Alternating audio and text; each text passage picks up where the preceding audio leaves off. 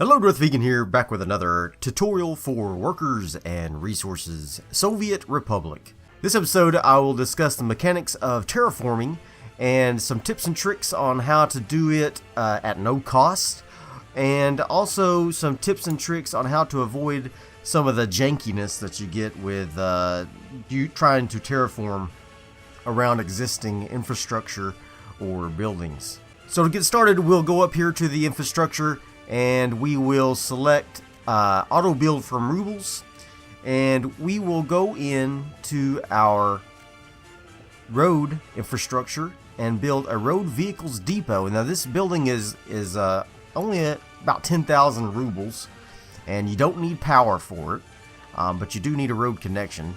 So you can put this anywhere, but for the demonstrations of this tutorial, we're just going to put it right outside this small village. So I'm going to pop that down right there. And then once we have this road construction building, we can buy some vehicles that will allow us to use terraforming tools for free. We don't have to pay for any terraforming. So that will be our first step. And the thing you want to buy from this is a bulldozer and a excavator.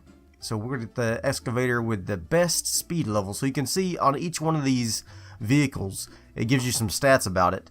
The excavator has a feature of a speed, and that speed level indicates how quickly it can do the leveling or raising and lowering work. So we're going to go ahead and get this one. It has a speed level of 33. We'll just get one of each, but you can buy multiples, and I'll show you the difference between using one and then when using multiples. So we're just going to have one of each for now, and you can see you can zoom into your road depot here, and you can see that they are now sitting there, which is, I think, is a nice little touch.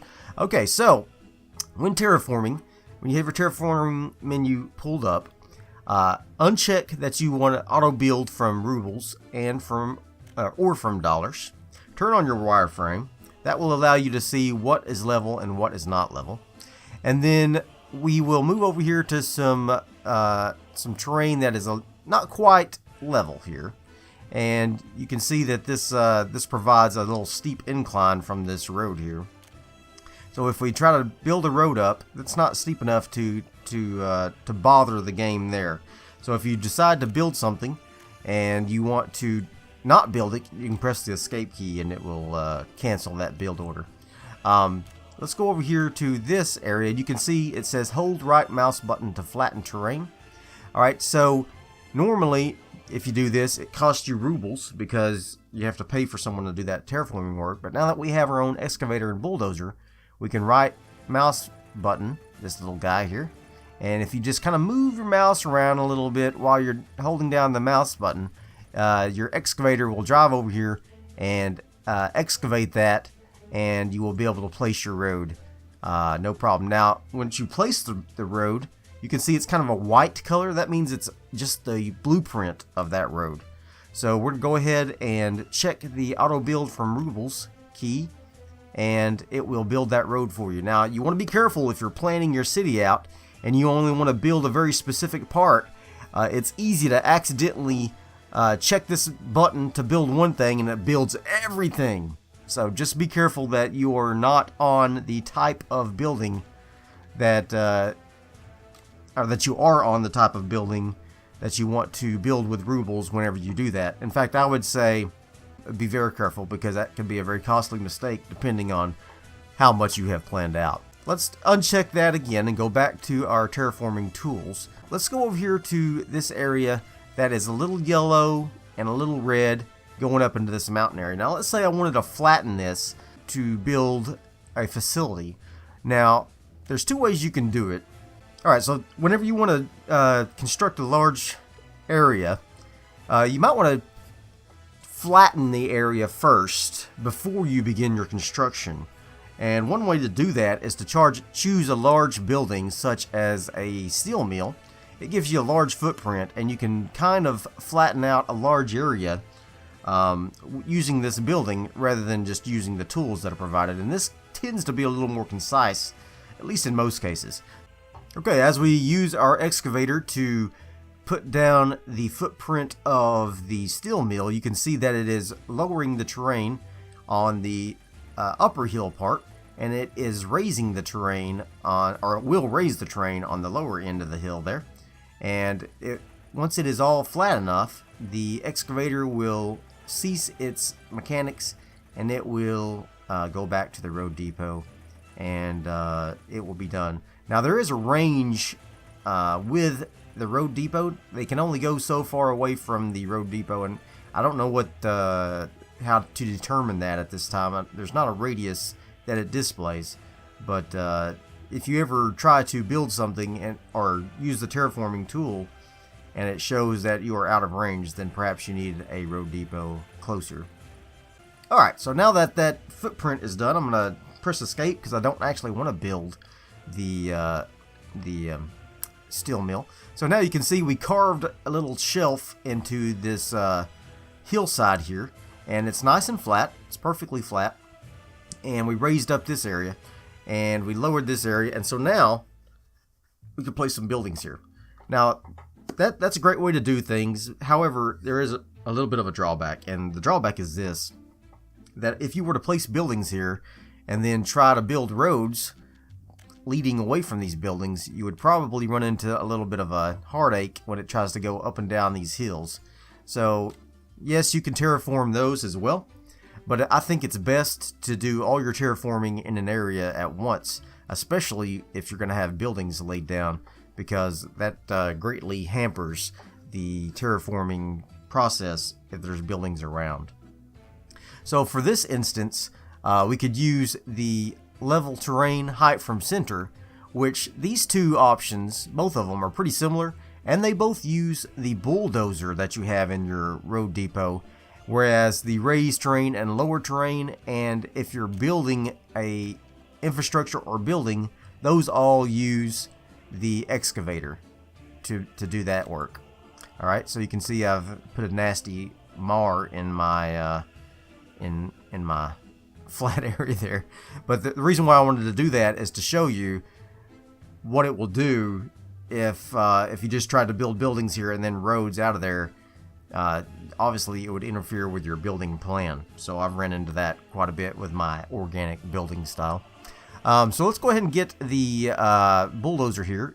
Let's do height from center. Let's see if we can clean this up a little bit where we made our little road. So we're going to move it over there, and you can see as we move over, it is lowering that area back down to our previous shelf. Now, I don't want a shelf there.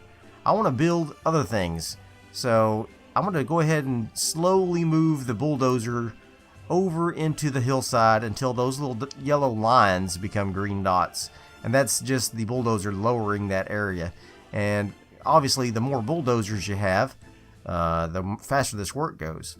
One other thing I wanted to point out is that if you have a tool selected that has a radius, like these terraforming tools, and you try to zoom in with the mouse wheel, it will just raise and lower the radius of your terraforming area.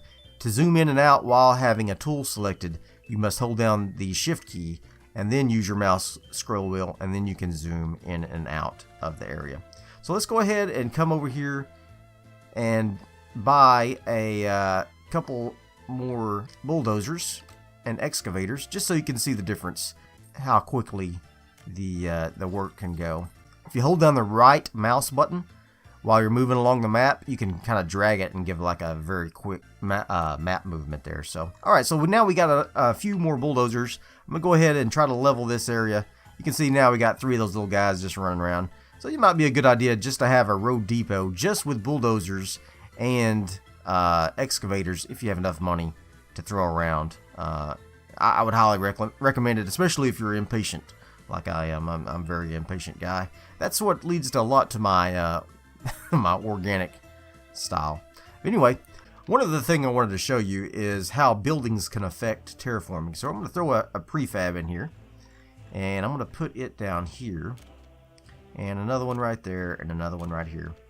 Now let's say we want to build some roads from these buildings, and now let's say you want to build some roads from these guys to another neighborhood, or to say a coal mine or a gravel quarry up here.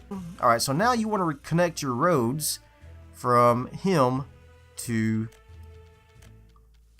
the prefab. Okay, well, can't. It's too steep. Too big a descent downhill. Well, that's too bad. What do we need to do? Well, we need to raise and lower the terrain. We need to do some terraforming.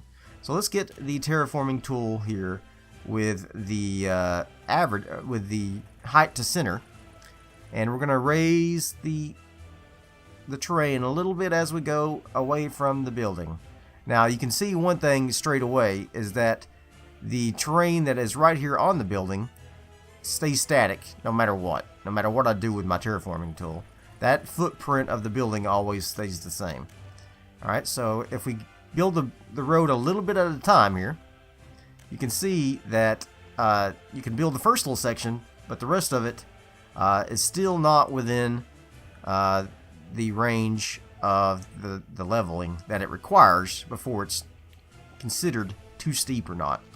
Now, I built this little bit of road to demonstrate how the tool can sometimes bite you in the butt. I don't know what else to call it with the terraforming, because sometimes it can be a little bit stubborn if there's pre-existing infrastructure or buildings and how much leveling it will do. Like, for example, let's go ahead and put this road up here. I would never do this, but let's see if I can get a nasty looking road here. There we go. And then try to connect that there. Yeah. See, you really have to make some really nasty looking stuff. Whereas if we start with some leveling, what I'm doing, I'm just moving the mouse while holding the right mouse button and left mouse button down, and it tends to level while I'm moving around. So now we end up having to put in something really nasty like that, which is not cool. So I'm going to use this cancel tool to cancel just the roads. It will not demolish buildings like the bulldozer will, so you're free to click around and not accidentally demolish what you're not wanting to demolish. And this works great if you're doing like walkways that connect to roads and things like that. This demolish tool is a great help. So I'm going to go ahead and use this leveling tool. I'm going to speed this up a little bit so that you don't have to sit and wait while I do this work. But I'm going to go ahead and level all of this, hopefully to a pretty nice average here.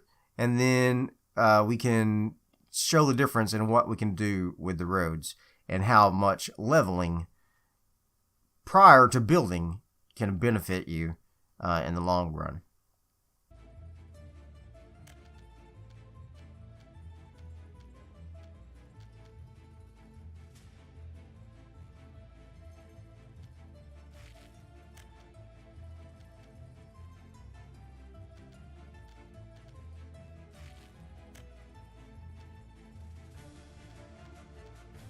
Alright, so you can see there, after a lot of leveling and maneuvering, I was able to put down the roads in a more concise manner so that now they all look nice and neat, and the people can walk around freely and get to where they want to go. And they can even walk up to the gravel quarry, which is 322 meters. I'm surprised they're able to walk that far. But anyway, I hope you enjoyed this episode. If you did, throw me some likes, leave me some comments, and as always, subscribe to my channel.